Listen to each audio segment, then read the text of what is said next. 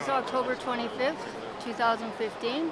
This is a wonderful thing, this Homeless Connect that they have for homeless people. I'm homeless at this time, and I really appreciate everything they've done, the people that gave us the food. And I'd like to wish my dad a happy 86th birthday. Thank you. What's your name? My name is Marie McEwen. And tell me, did you find everything you needed? Yes, I got everything I needed, even a sling for my broken arm. And you've got nowhere to stay right now? No, I don't have anywhere to stay, but my girlfriend June over here, she's letting me stay with her until the end of the month, and then I'll have my own place hopefully.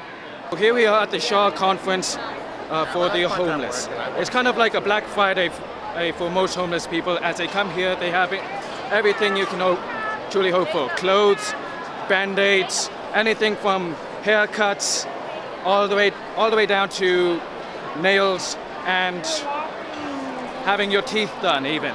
I'm the CEO of Homer Trust, and we coordinate the event on behalf of the community. And we have many different organizations that make an event like this happen, but we are the coordinator and try to support it in every way we can. There is actually a youth strategy recently approved in Edmonton, and we have specific youth housing first teams that we're going to be deploying in the next little while.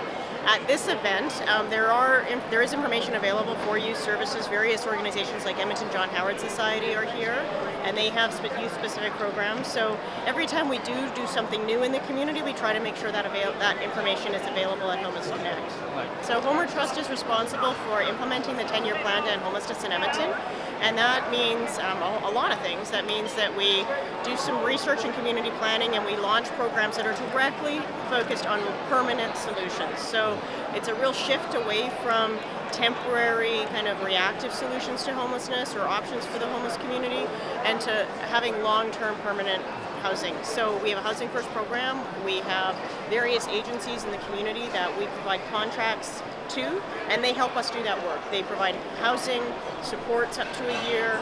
We assist with rent for people who are chronically homeless and have been homeless a very long time. Well, with respect to the Housing First program, it's a coordinated effort. We have a way of prioritizing because there's much more need than we have resources for. There's no doubt there. I mean, if you look around today, we have been very busy at Homeless Connect, many more people than we would normally have had at 12 o'clock. So that represents kind of the need in the community. So we work together to try to make sure that all of the teams work together and house people who are chronically homeless and give them appropriate supports, and to make sure that those that maybe need more support than the program get referred to supportive housing with Alberta Health Services and other service providers. The 10-year plan is available through the city's website. It was actually launched when Mayor Mandel was still the mayor, and I'm going to have to double check for you because it has its own website. And you can also get a link to it from our website, which is homewardtrust.ca. It was a plan developed by a leadership committee of 30 different stakeholders in the community, and we took on the responsibility of implementing it once council approved it in 2009. This kind of event is absolutely not possible without a lot of volunteers. So we have volunteers doing this work. We have volunteers that help us with things like our Homeless Connect, our Homeless Count. And there's different things throughout the year that we will really need, like, even in doing research or where we're doing outreach, sometimes we use volunteers. So there's a way of, we have a volunteer coordinator, and she keeps track of everybody that is interested in doing volunteer work and tries to match them with things that are available. Well, who gets funding? We have teams that have been providing the Housing First program for a long time, since we started the program, and then periodically we have new funding that is in the community, and we would do an RFP, and it's a competitive process to ensure that we are very clear about what organizations are able to do and that they understand what the service requirements are. Well, there's a lot of services offered here today where people can get access to programs. Within the Housing First program, it really is focused on the clients and their priorities, and those clients will work on their own recovery plans that may include getting into therapy and drug addiction programs, and our job is to facilitate that and get access for them to those programs. sometimes it's very difficult to know where to start, and that's part of the role of the Housing First program. Reach Edmonton is a community-based organization. It's a backbone organization, and one of the things that we do, we facilitate, coordinate, and bring agencies together that are already on the ground, providing service, for example, for youth, for families, for Aboriginal people, for immigrants and refugees.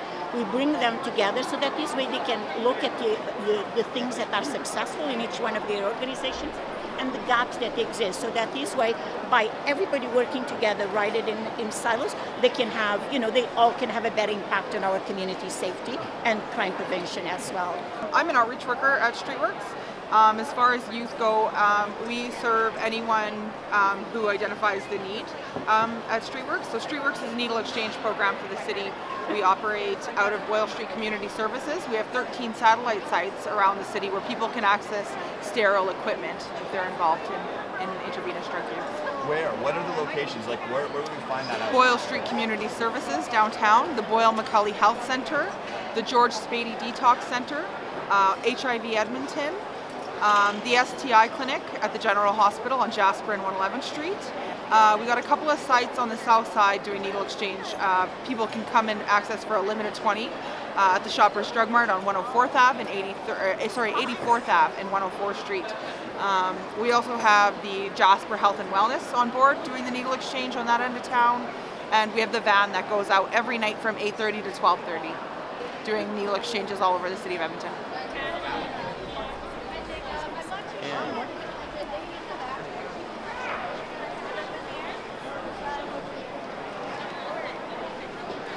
My name is Kate Gunn, and I work with the City of Edmonton with the Mayor's Task Force to End Poverty in Edmonton. Well, the task force has been working for a year and a half, and they just launched their strategy, which are some starting point ideas about how we can end poverty in a generation. So the idea is that a child born today, when they have a child in Edmonton, in a generation, that child will not experience poverty. So that's the bold vision there. And what we're doing right now is going out to Edmontonians and find out what they think about some of our ideas and what we missed and what we need to focus on. I think a big one is our number 28 recommendation, which is around changing attitudes and engaging everyone in solutions. And we think really that we have a lot of young people in this community who can be part of changing attitudes and changing the conversation. But we also do have one, for example, that is around making transit more accessible to people, and that means more affordable. And one of them in particular is about looking at free transit for young people 12 and under instead of 6 and under. So really providing free transit and also looking at at-risk youth and providing some free transit passes. It's something the city and some of the community agencies are already piloting with 100 at-risk youth. So these are a few of the areas that we're looking at with youth. Oh, what's your name? Natalie. And where are you from? Alberta Works, Human Services.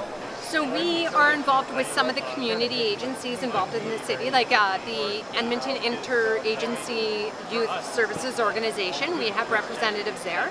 We also work closely with UCAN to help get youth connected to some of those programs, including Employabilities and McBride, who have youth programs as well.